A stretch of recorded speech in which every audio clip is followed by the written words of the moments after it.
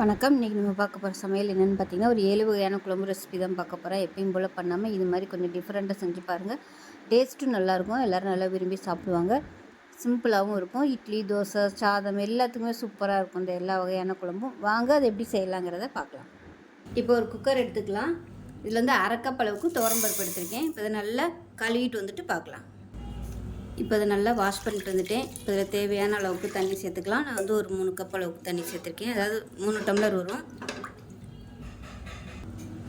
இப்போ பார்த்திங்கன்னா ஒரு முழு மாங்காயில் பாதி சேர்த்துக்கலாம். தோலெல்லாம் எடுத்துகிட்டு சேர்த்துக்கோங்க. இது கூடவே பொடியாக நறுக்கின வெங்காயம் 1 கப் வர மாதிரி எடுத்துக்கோங்க. 4-5 பச்சை மிளகா, அது கூடவே மீடியம் சைஸாக சின்ன சைஸாக 2 தக்காளி எடுத்திருக்கேன். ஏன்னா மாங்காய் புளிப்பாக இருக்கும், அதனால் ரொம்ப புளிப்பாக இருக்கும். பெருசாக இருந்தால் 1 எடுத்துக்கோங்க. இப்போ எல்லாத்தையும் இதில் சேர்த்துக்கலாம்.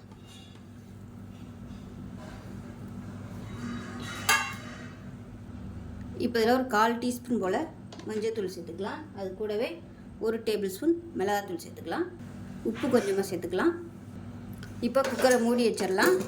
மூடி வச்சுட்டு நல்லா ஒரு 4 விசில் விட்டுட்டு ஸ்டீம் போனதுக்கப்புறம் பார்க்கலாம். இப்போ எப்படி இருக்குன்னு பார்க்கலாம். விசில் விட்டு நல்லா ஸ்டீம்லாம் இறங்கிடுச்சு.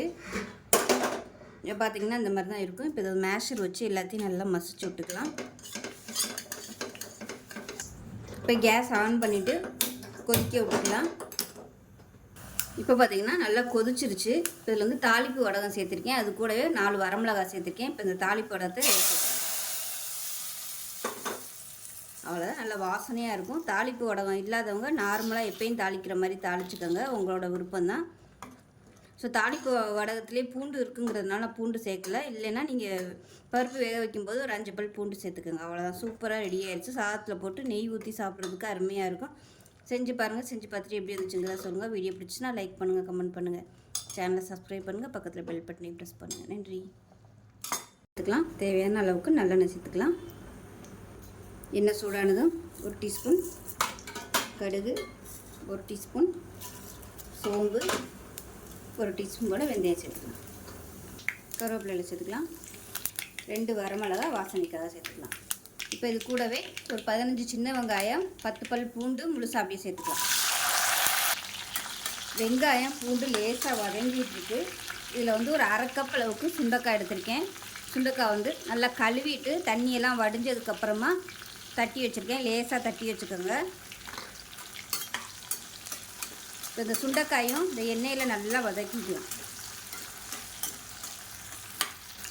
இப்போ பாருங்கள், சுண்டைக்காய் நல்லா வதங்கிடுச்சு பாருங்கள். அந்த கலர் வந்து நல்லா வெள்ளை வெள்ளையாக மாறிடுச்சு. இந்த அளவுக்கு நல்லா வதக்கிட்டிங்கன்னா டேஸ்ட்டும் நல்லாயிருக்கும், கசப்பும் அந்த அளவுக்கு இருக்காது. அதனால் எண்ணெயில் நல்லா வதக்குறது ரொம்ப முக்கியம். இப்போ இதில் குழம்புத்தூள் சேர்த்துக்கலாம். நீங்கள் வீட்டில் வந்து எது வச்சுருக்கீங்களோ, அதாவது குழம்பு வைக்கிறதுக்கு எந்த பொடி வச்சுருக்கீங்களோ அது யூஸ் பண்ணிக்கோங்க. வந்து ஒரு 3 டீஸ்பூன் அளவுக்கு சேர்க்குறேன். இப்போ இதையும் எண்ணெயில் நல்லா வதக்கிக்கலாம். அடுப்பு நல்லா குறைச்சி வச்சுக்கோங்க. லேசாக 2 பரட்டி விட்டுட்டு மீடியம் சைஸாக 2 தக்காளி மிக்சியில் அடித்து வச்சுருக்கேன். உங்களுக்கு மிக்சியில் அடிக்கிறது பிடிக்காதுன்னு நினச்சிங்கன்னா நீங்கள் நல்லா பொடியாக கட் பண்ணிவிட்டு சேர்த்துக்கோங்க. இது நல்லா வதங்கி எண்ணெய் பிரிஞ்சு வரட்டும். இந்த தக்காளியை சேர்த்துட்டு நல்லா எண்ணெய் பிரிஞ்சு வரட்டும். அந்தளவுக்கு நல்லா தக்காளி வேகட்டும். பாருங்கள், நல்லா வதங்கி தொக்கு மாதிரி வந்துருச்சு பாருங்கள். சூப்பராக இருக்குது. இது அப்படியே சாதத்தில் போட்டு பரட்டி சாப்பிட்டிங்கனாலும் சூப்பராக இருக்கும். இப்போ இந்த ஸ்டேஜில் தண்ணி சேர்த்துக்கலாம். தண்ணி நல்லா சூடான தண்ணியாக சேர்த்துக்கோங்க. ஏன்னா மசாலா நல்லா வதக்கியிருக்கோம். டேஸ்ட் வந்து மாறிடும். அதனால் நல்லா கொதிக்கிற தண்ணியை சேர்த்துக்கோங்க. இப்போ இதில் புளி தண்ணியை சேர்த்துக்கலாம். இப்போ இதில் வந்து நம்ம தேங்காயெல்லாம் அரைச்சி ஊற்றணும். அதனால் கொஞ்சம் தண்ணியாகவே வச்சுக்கோங்க. இப்போ வந்து புளி கரைச்சி வச்சுருக்கேன், அதை சேர்த்துக்கலாம். புளி சுவை பார்த்துக்கிட்டு நீங்கள் உங்கள் டேஸ்ட்டுக்கு தகுந்த மாதிரி சேர்த்துக்கோங்க. இப்போ தேவையான அளவு உப்பு சேர்த்துக்கலாம். கலந்துட்டு நல்லா கொதிக்கட்டும். இப்போ பாருங்கள், குழம்பு நல்லா எண்ணெய் பிரிஞ்சு சூப்பராக வந்துருச்சு. இந்த ஸ்டேஜில் தேங்காய், அதாவது ஒரு 3 ஸ்பூன் அளவுக்கு தேங்காய், 4 சின்ன வெங்காயம், 1 டீஸ்பூன் போல் சோம்பு, இது எல்லாத்தையும் நல்லா அரைச்சிட்டு சேர்த்துக்கலாம். இதுக்கு பதிலாக நீங்கள் வெறும் தேங்காய் பால் சேர்க்குறதுனாலும் சேர்த்துக்கலாம், அதுவும் நல்லாயிருக்கும். இதை நல்லா கலந்துட்டு மீடியமான ஃப்ளேமில் ஒரு 2 நிமிஷம் கொதிக்கட்டும். குழம்பு நமக்கு சூப்பராக ரெடி ஆயிரும். இப்போ பாருங்கள் குழம்பு சூப்பராக ரெடி ஆயிடுச்சு. நல்லா எண்ணெயெல்லாம் பிரிய ஆரம்பிச்சிருச்சு பாருங்கள். இந்த ஸ்டேஜில் அமர்த்திடலாம்.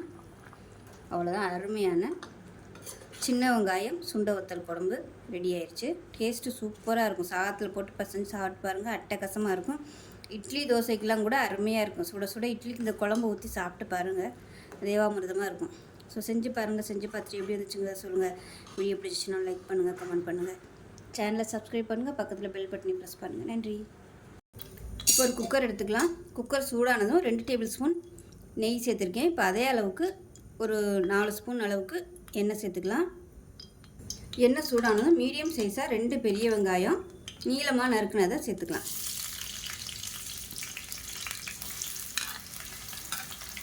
இப்போ இந்த வெங்காயம் நல்லா ப்ரௌன் கலரில் வதங்கணும். இப்போ பாருங்கள், வெங்காயம் இந்த அளவுக்கு நல்லா ப்ரௌன் கலரில் வதங்கணும். அப்போ தான் உங்களுக்கு நல்ல ஒரு ஃப்ளேவர் கிடைக்கும். இந்த ஸ்டேஜில் எண்ணெயில் ஒரு பிடி அளவுக்கு, அதாவது ஒரு கைப்பிடி அளவுக்கு புதினா இலை, அதே மாதிரி கொஞ்சமாக கொத்தமல்லி இலை சேர்த்துக்கலாம். இப்போ இதில் ஒரு 3 பச்சை மிளகாய் சேர்த்துக்கலாம். சேர்த்துட்டு அது கூடவே நல்லா 1 டேபிள் ஸ்பூன் அளவுக்கு இஞ்சி பூண்டு பேஸ்ட் சேர்த்துக்கலாம். இதையும் பச்சை வாசனை போக நல்லா வதக்கி விட்டுக்கலாம். இஞ்சி பூண்டு பேஸ்ட்டு நல்லா வதங்கிடுச்சு. இந்த ஸ்டேஜில் பொடியெல்லாம் சேர்த்துக்கலாம். அடுப்பு நல்லா குறைச்சி வச்சுக்கோங்க. நல்லா காரத்துக்கு ஏற்ற மாதிரி 1.5 டேபிள் ஸ்பூன் மிளகாத்தூள் சேர்த்துக்கலாம். அது கூடவே ஒரு 1/2 டேபிள் ஸ்பூன் சோம்புத்தூள் சேர்த்துக்கலாம். 1/2 டேபிள் ஸ்பூன் சீரகத்தூள் சேர்த்துக்கலாம். 1/4 டேபிள் ஸ்பூன் மஞ்சள்தூள், 1/2 டேபிள் ஸ்பூன் அளவுக்கு சிக்கன் மசாலா சேர்த்துக்கலாம். இது எல்லாத்தையுமே நல்லா வதக்கிக்கலாம். இப்போ பாருங்கள், எல்லாமே நல்லா வதக்கியாச்சு. இந்த ஸ்டேஜில் நல்லா ஒரு 3 டேபிள் ஸ்பூன் அளவுக்கு தயிர் சேர்த்துக்கலாம். மீடியமான ஃப்ளேமில் வதக்கிக்கலாம். இப்போ இந்த ஸ்டேஜில் நல்லா ஒரு 1/2 கிலோ அளவுக்கு சிக்கன் சேர்த்துக்கலாம். எலும்பு இல்லாத சிக்கன் சேர்த்துக்கலாம். இப்போ இது எல்லாத்தையும் நல்லா வதக்கி விட்டுக்கலாம். இப்போ இந்த சிக்கனுக்கு தேவையான உப்பு சேர்த்துக்கலாம். உப்பு சேர்த்துட்டு மீடியமான ஃப்ளேமில் நல்லா பரட்டி விட்டுக்கலாம்.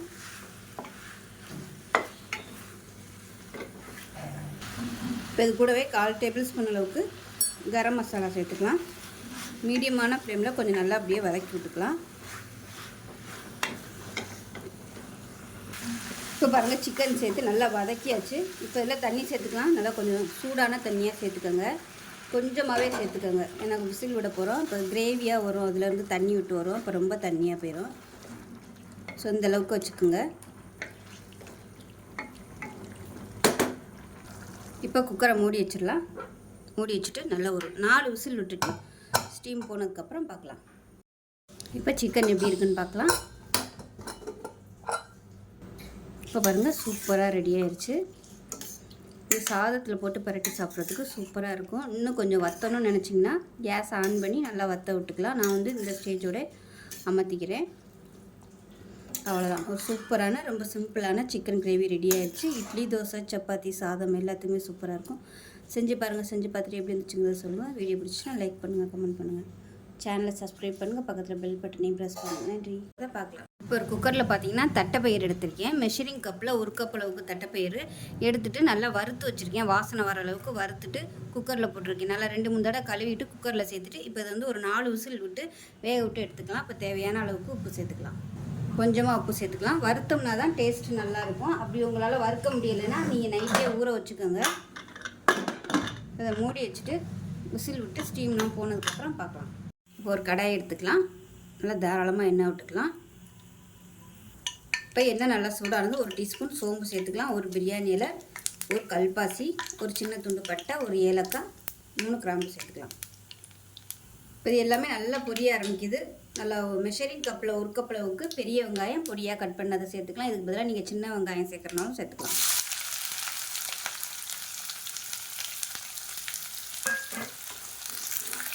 இப்போ இதில் கருவேப்பிலை சேர்த்துக்கலாம். வெங்காயம் நல்லா வதங்கிடுச்சு. இப்போ இதில் 1 டேபிள் ஸ்பூன் இஞ்சி பூண்டு பேஸ்ட்டு சேர்த்துக்கலாம். இஞ்சி பூண்டு பேஸ்ட்டு வேணான்னு நினச்சிங்கன்னா வெறும் பூண்டு மட்டுமே நீங்கள் சேர்த்துக்கலாம். நல்லா பொடியாக கட் பண்ணிவிட்டு ஒரு 10 பல் போல் சேர்த்துக்கலாம். இஞ்சி பூண்டு பேஸ்ட்டு பச்சை வாசனை போக வதக்கியாச்சு. இப்போ இதில் வந்து குழம்புத்தூள் சேர்த்துக்கலாம். நீங்கள் எவ்வளோ தூரம் குழம்பு வைக்க போகிறீங்களோ அதுக்கு தகுந்த மாதிரி மசாலா சேர்த்துக்கோங்க. நான் வந்து ஒரு 3 டேபிள் ஸ்பூன் அளவுக்கு சேர்த்துருக்கேன். இது வந்து எண்ணெயில் லேசாக வதக்கி விட்டுக்கலாம் மீடியமான ஃப்ளேமில். இப்போ மீடியம் சைஸாக 3 தக்காளி மிக்சியில் அடித்ததை சேர்த்துக்கலாம்.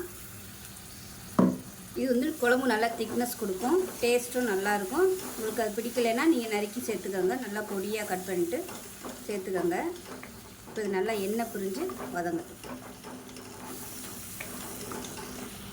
இப்போ மசாலாவும் தக்காளி நல்லா வதங்கி இருக்குது. இந்த ஸ்டேஜில் மெஷரிங் கப்பில் 1 கப் போகிற மாதிரி சுரக்காய் சேர்த்துக்கலாம். இதையும் சேர்த்து நல்லா வதக்கிக்கலாம். சுரக்காய் சீக்கிரமாகவே வெந்துடும் அந்த சூட்லேயே. இப்போ இந்த சுரக்காய்க்கு தேவையான உப்பு சேர்த்துக்கலாம். பயிர் வேக வைக்கும்போது உப்பு சேர்த்துருக்கு, அதனால் கம்மியாக சேர்த்துக்கலாம். இது நல்லா வதங்கட்டும். இப்போ சுரக்காய் சேர்த்து நல்லா வதக்கியாச்சு. நம்ம வந்து தட்டைப்பயிர் வேக வச்சதை அந்த தண்ணியோடு அப்படியே சேர்த்துக்கலாம். இந்த தண்ணியை வந்து வேஸ்ட் பண்ண வேணாம், அந்த தண்ணியில் தான் நல்லா ஃப்ளேவரும் சத்தும் இருக்கும். அதனால் அப்படியே அந்த தண்ணியோடய சேர்த்துக்கலாம். குழம்பு தேவையான அளவு தண்ணி சேர்த்துக்கலாம். நல்லா கலந்து விட்டு கொதிக்கட்டும். இப்போ குழம்பு கொதிச்சு சூப்பராக ரெடி ஆகிடுச்சு. இப்போ இதில் பார்த்திங்கன்னா தேங்காய் ஒரு 4 ஸ்பூன் அளவுக்கு தேங்காய், 1 ஸ்பூன் வந்து சோம்பு, அதை வந்து மிக்சியில் போட்டு நல்லா நைஸாக அரைச்சி வச்சுருக்கேன். இப்போ சேர்த்துட்டு மீடியமான ஃப்ளேமில் கொதிக்க விட்டுக்கலாம். தேங்காய் சேர்த்திங்கன்னா தான் உங்களுக்கு அந்த டேஸ்ட் சூப்பராக வரும். தேங்காயும் சோம்பும் சேர்க்கையில் அந்த கறிக்குழம்பு சாப்பிட்ட மாதிரியே ஃபீலிங் வரும், நல்ல வாசனையாகவும் இருக்கும். இப்போ கலந்து விட்டுட்டு மீடியமான ஃப்ளேமில் கொதிக்கட்டும். இப்போ பாருங்கள், நல்ல மீடியமான ஃப்ளேமில் கொதிக்க விட்டாச்சு. ஓரம்லாம் எண்ணெய் பிரிய ஆரம்பிச்சிருச்சு. இப்போ அமர்த்திடலாம். அவ்வளோதான், சூப்பரான தட்டைப்பயிறு சுரக்காய் குழம்பு ரெடி ஆயிடுச்சு. இதை நீங்கள் வந்து புளிக்குழம்பு மாதிரியும் வச்சுக்கலாம். நான் வந்து இன்றைக்கி மட்டன் குழம்பு மாதிரியே வச்சுருக்கேன். ஸோ சூப்பராக இருக்கும். இட்லி, தோசை, சாதம் எல்லாத்துக்குமே அட்டகாசமாக இருக்கும். செஞ்சு பாருங்கள். செஞ்சு பார்த்துட்டு எப்படி இருந்துச்சுங்கிறத சொல்லுங்கள். வீடியோ பிடிச்சிச்சுன்னா லைக் பண்ணுங்கள், கமெண்ட் பண்ணுங்கள், சேனலை சப்ஸ்கிரைப் பண்ணுங்கள், பக்கத்தில் பெல் பட்டனை ப்ரெஸ் பண்ணுங்கள். நன்றி. ஒரு முட்டை கறிக்குழம்பு எப்படி செய்யலாங்கிறத பார்க்கலாம். கறிக்குழம்பு டேஸ்ட்லேயே இருக்கும். இட்லி, தோசை, சாதம், சப்பாத்தி எல்லாத்துக்குமே தொட்டுக்கலாம். இது ஒரு குழம்பு வச்சிட்டோம்னா காலையில், மத்தியானம், நைட்டுக்கு எல்லாத்துக்குமே எடுத்துக்கலாம். டேஸ்ட்டு அட்டகாசமாக இருக்கும். வாங்க எப்படி செய்யலாங்கிறத பார்க்கலாம். இப்போ ஒரு பேன் எடுத்துக்கலாம். பேன் சூடானதும் சின்னதாக ஒரு 3 துண்டு பட்டை, 2 கிராம்பு, ஒரு ஏலக்காய் சேர்த்துக்கலாம். அது கூடவே 1 டேபிள் ஸ்பூன் வர கொத்தமல்லி,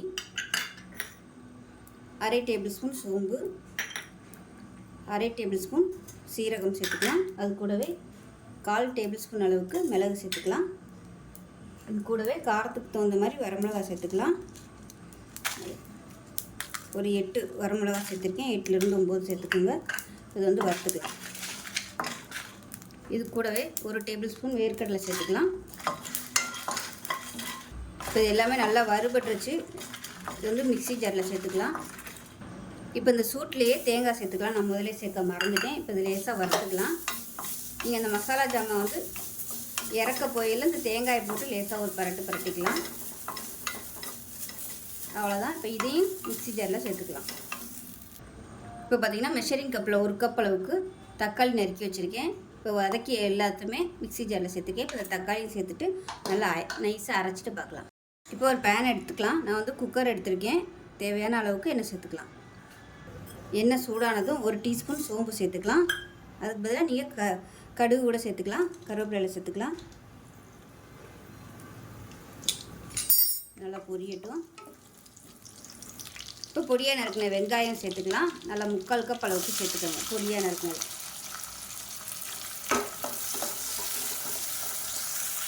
வெங்காயம் வதங்குறதுக்கு உப்பு சேர்த்துக்கலாம். இப்போ இதில் 2 பச்சை மிளகாயை உடச்சிட்டு சேர்த்துக்கலாம். இப்போ வெங்காயம் லேசாக வதங்க ஆரம்பிச்சிருச்சு. இப்போ இதில் 1 டீஸ்பூன் போல் இஞ்சி பூண்டு பேஸ்ட்டு சேர்த்துக்கலாம். சேர்த்துட்டு பச்சை வாசனை போக வதக்கி விட்டுக்கலாம். இப்போ இது கூடவே நல்லா ஒரு 2 கப்பு வர மாதிரி சுரக்காய் கட் பண்ணி வச்சுருக்கேன். அதை சேர்த்துக்கலாம். நல்லா பிஞ்சு சுரக்காயாக எடுத்துக்கோங்க. விதை இருந்துச்சுன்னா விதையெல்லாம் கட் பண்ணிவிட்டு சேர்த்துக்கோங்க.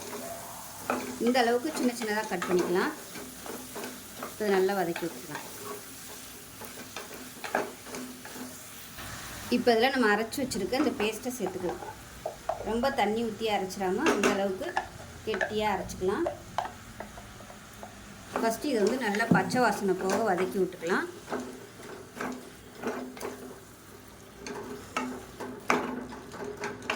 இப்போ கலருக்காக சும்மா 1 டீஸ்பூன் போல் காஷ்மீர் மிளகாத்தூள் சேர்த்துக்கலாம். இப்போ இந்த மசாலா வந்து நல்லா வதங்கட்டும். கொஞ்சம் அப்படியே எண்ணெய் கசிஞ்சு வரணும், அந்த அளவுக்கு வதக்கிக்கலாம். இப்போ பாருங்கள், மசாலா நல்லா வதங்கி அப்படியே லைட்டாக எண்ணெய் கசிய ஆரம்பிக்குது. இந்த ஸ்டேஜில் குழம்புக்கு தேவையான தண்ணி சேர்த்துக்கலாம். அதாவது திக்காக வேணுன்னா திக்காக வச்சுக்கோங்க. உங்களுக்கு குழம்பு வந்து எப்படி வேணும்னு நினைக்கிறீங்களோ அதுக்கு தகுந்த மாதிரி தண்ணி ஊற்றிக்கலாம்.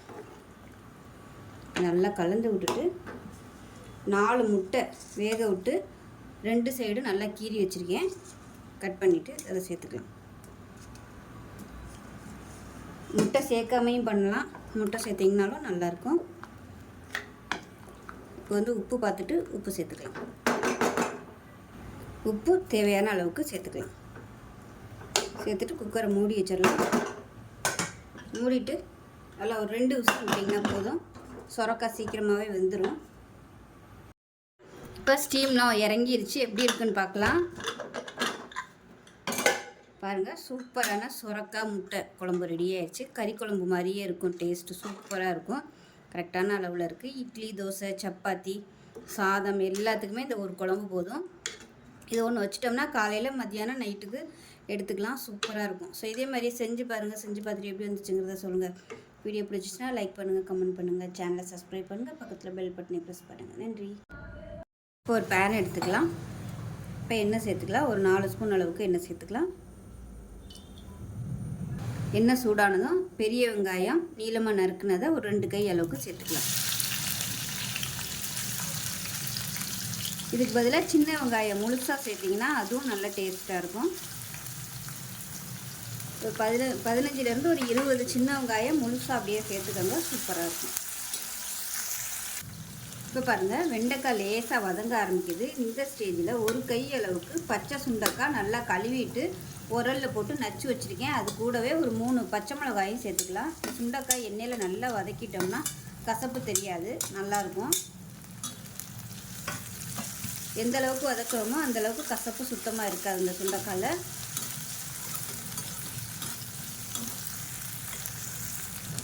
இப்போ பாருங்கள், சுண்டைக்காய் நல்லா கலர் மாறி நல்லா வெள்ளை கலரில் வந்துருச்சு பாருங்கள். இந்த ஸ்டேஜ் வரைக்கும் நல்லா வதக்கணும். அப்போ தான் உங்களுக்கு கசப்பு இருக்காது சுண்டைக்காய். இப்போ இதில் உங்களுக்கு எந்த காய்கறி பிடிக்குமோ, இல்லை நீங்கள் வந்து வெறும் சுண்டைக்காய் மட்டும் போட்டு சாம்பார் வைக்கிறதுனாலும் வைக்கலாம். நான் வந்து முருங்கைக்காயும் கத்திரிக்காயும் சேர்த்துருக்கேன். இப்போ இதையும் ஒரு 2 நிமிஷம் வதக்கிக்கலாம். முருங்கைக்காய், கத்திரிக்காயெல்லாம் வதங்குறதுக்கு கொஞ்சம் உப்பு சேர்த்துக்கலாம். நல்லா வதக்கி விட்டுக்கலாம். இப்போ கத்திரிக்காய், முருங்கைக்காய்லாம் ஓரளவுக்கு வதங்கிடுச்சு. மீடியம் சைஸாக 2 தக்காளி கட் பண்ணதை சேர்த்துக்கலாம்.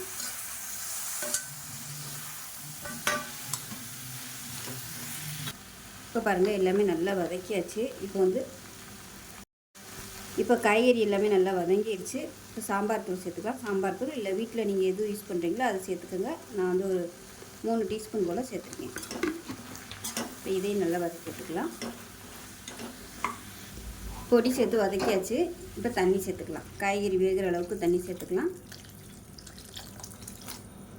நான் வந்து ஒரு 6 லிட்டர் அளவுக்கு தண்ணி சேர்த்துருக்கேன்.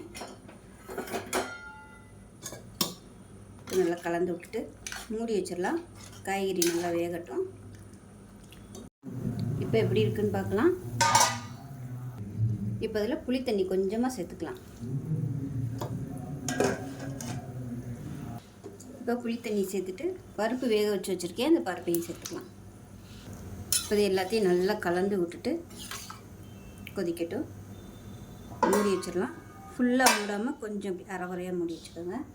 இப்போ சாம்பார் அருமையாக ரெடி ஆகிடுச்சு. உப்பு கொஞ்சம் பத்தாத மாதிரி இருக்குது, அதனால் கொஞ்சமாக உப்பு சேர்த்துக்கிறேன். இப்போ இதுக்கு வந்து தாளிப்பு கொடுத்துக்கலாம். இப்போ எப்பயும் போல் சாம்பாருக்கு எப்படி தாளிப்பீங்களோ அது மாதிரி தாளிச்சுக்கோங்க. நான் வந்து கருவடகம் போட்டு தாளிச்சிருக்கேன். அதாவது தாளிப்பு வடகம் நல்லா வாசனையாக இருக்கும். இப்போ சேர்த்துக்கலாம். இப்போ நமக்கு அருமையான சுண்டைக்காய், அதாவது பச்சை சுண்டைக்காய் சாம்பார் ரெடி ஆயிடுச்சு. டேஸ்ட் நல்லா அட்டகாசமாக இருக்கும். இதே மாதிரியே செஞ்சு பாருங்கள். வாரத்தில் ஒரு 2 நாள் இந்த மாதிரி சாம்பார் வச்சு சாப்பிட்டிங்கன்னா நல்ல ஒரு ஆரோக்கியமாக இருக்கும். செஞ்சு பாருங்கள். செஞ்சு பார்த்துட்டு எப்படி வந்துச்சுங்கிறத சொல்லுங்கள். வீடியோ பிடிச்சிச்சுன்னா லைக் பண்ணுங்கள், கமெண்ட் பண்ணுங்கள், சேனலை சப்ஸ்கிரைப் பண்ணுங்கள், பக்கத்தில் பெல் பட்டனை ப்ரெஸ் பண்ணுங்கள். நன்றி. மிக்ஸி ஜார் எடுத்துக்கலாம். இதில் வந்து 3/4 டேபிள் ஸ்பூன் மிளகு சேர்த்துக்கலாம். 1/2 டேபிள் ஸ்பூன் சீரகம் சேர்த்துக்கலாம். 3 வரமிளகாய் சேர்த்துக்கலாம். இப்போ இது 3ஐயும் நல்லா அரைச்சிக்கலாம். இப்போ அதே மிக்ஸி ஜாரில் ஒரு பச்சை மிளகாய் சேர்த்துக்கலாம். இந்த சைஸுக்கு சின்னதாக 2 துண்டு இஞ்சி, ஒரு 5 பல் பூண்டு. இப்போ இதையும் குறைன்னு அரைச்சிக்கலாம். இப்போ அதே மிக்ஸி ஜார் எடுத்துக்கலாம். 10லேருந்து 12 சின்ன வெங்காயம் சேர்த்துக்கலாம். இதையும் குறைன்னு அரைச்சிக்கலாம். இப்போ ஒரு பேன் எடுத்துக்கலாம். இதில் வந்து நெய் சேர்த்துக்கலாம். இப்போ அதில் எண்ணெய் கொஞ்சம் சேர்த்துக்கலாம். ஒரு 2 டீஸ்பூன் போல் எண்ணெய் சேர்த்துக்கலாம். இப்போ எண்ணெய் நல்லா சூடாயிருச்சு. ஒரு டீஸ்பூன் போல் கடுகு உளுந்து சேர்த்துக்கலாம். கொஞ்சமாக வெந்தயம் சேர்த்துக்கலாம். ஒரு 3 வரமிளகாயை சேர்த்துக்கலாம். கருவேப்பிலை சேர்த்துக்கலாம். இப்போ இதில் நம்ம பொடிச்சு வச்சுருக்க மிளகு, சீரகம், வரமிளகாய் சேர்த்துக்கலாம். அது கூடவே இடித்து வச்சுருக்க பச்சை மிளகாய், பூண்டு அதையும் சேர்த்துக்கலாம். அது கூடவே சின்ன வெங்காயம் இடித்து வச்சுருக்கோம் இல்லையா, அதையும் சேர்த்துக்கலாம். மீடியமான ஃப்ளேமில் எல்லாத்தையும் நல்லா வதக்கிக்கலாம். இப்போ இதில் பெருங்காயம் சேர்த்துக்கலாம். சேர்த்துட்டு நல்லா வதக்கி விட்டுக்கலாம். மீடியமான ஃப்ளேம்லேயே வதக்கி விட்டுக்கோங்க. இப்போ இதில் பார்த்தீங்கன்னா 2 தக்காளி மிக்சியில் அடித்து வச்சுருக்கேன். அது கூடவே சின்ன லெமன் சைஸுக்கு புளியும் கரைச்சிட்டு இதோட சேர்த்து வச்சுருக்கேன். இப்போ இந்த இதை சேர்த்துக்கலாம். இப்போ இது கூடவே ரசத்துக்கு தேவையான தண்ணி சேர்த்துக்கலாம்.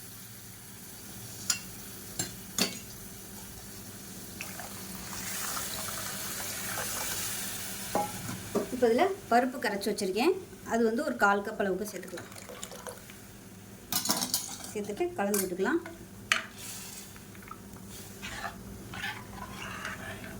மஞ்சத்தூள் 1 டீஸ்பூன் போல் சேர்த்துக்கலாம். சேர்த்து எல்லாத்தையும் நல்லா கலந்து விட்டுட்டு அப்படியே டிஸ்டர்ப் பண்ணக்கூடாது. தண்ணி தேவைப்பட்டால் இன்னும் கூட தண்ணி சேர்த்துக்கலாம்.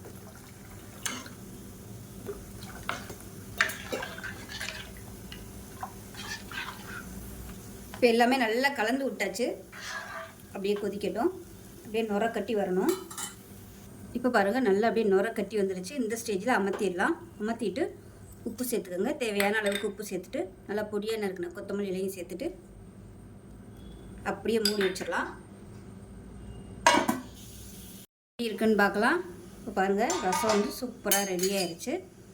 அருமையான வெங்காய ரசம். குறைவான சாதத்துக்கு இந்த வெங்காய ரசம் ஊற்றி சாப்பிட்டிங்கன்னா சூப்பராக இருக்கும். செஞ்சு பாருங்கள். செஞ்சு பார்த்துட்டு எப்படி வந்துச்சுங்கிறத சொல்லுங்கள். வீடியோ பிடிச்சிச்சுன்னா லைக் பண்ணுங்கள், கமெண்ட் பண்ணுங்கள், சேனலை சப்ஸ்கிரைப் பண்ணுங்கள், பக்கத்தில் பெல் பட்டனையும் ப்ரெஸ் பண்ணுங்கள். நன்றி.